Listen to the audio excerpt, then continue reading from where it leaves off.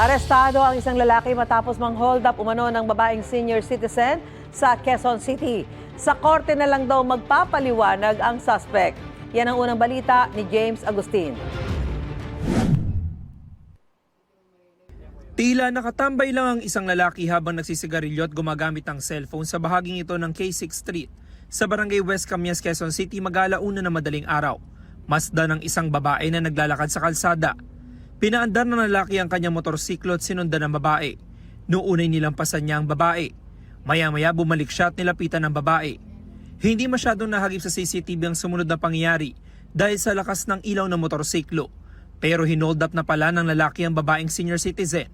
Natangay ang 800 pesos ng biktima na napag-alamang pauwi na galing sa palengke. Dumulog po sa amin dito sa Barangay West Camias.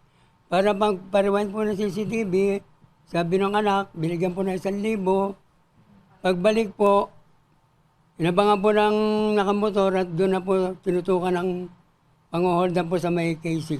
Sa follow-up operation ng mga operatiba ng Anonas Police Station, naaresto ang 31 anyo sa sospek. Nabawi sa kanyang kitchen knife na ginamit sa krimen, maging ang sinakyan niyang motorsiklo. Bigo naman ang mga otoridad na makuha ang ninakaw na pera. Wala po akong masasabi tungkol doon. Sa korte na lang po ako magsasalita sa lahat po na akusasyon sa akin. Sinampahan ng sospek ng reklamong robbery at paglabag sa Motorcycle Crime Prevention Act. Paigtingin po namin pagro-ronda at araw-araw po kami sa gabi, gabit araw po, para mawala po yung mga masasamang loob, yung mga hold-upper. Ito ang unang balita. James Agustin para sa GMA Integrated News. Gusto mo bang mauna sa mga balita? Mag-subscribe na sa GMA Integrated News sa YouTube at tumutok sa unang balita.